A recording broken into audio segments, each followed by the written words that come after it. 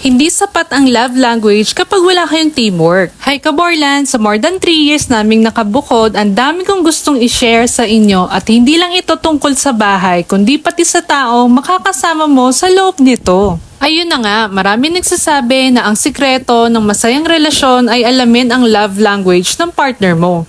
Oo, importante naman yun. Pero kapag homeowner ka na o nakabukod na kayo, marirealize mo na may mas importante pa. Yun ay ang teamwork.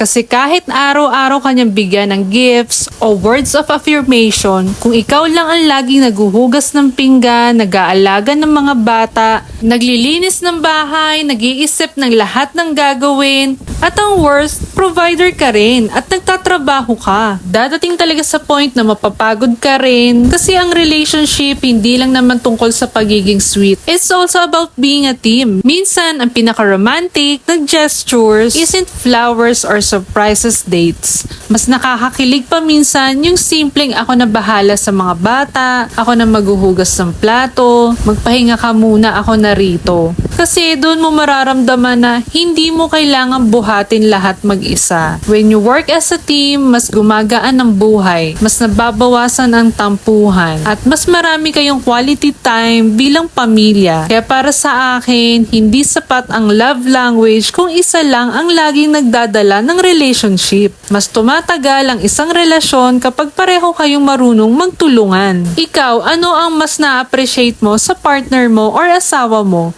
Sweet words ba? O yung kusa siyang tumutulong sa bahay? Share mo naman sa comments. Hanggang sa susunod ulit mga Kaborlan. Bye-bye!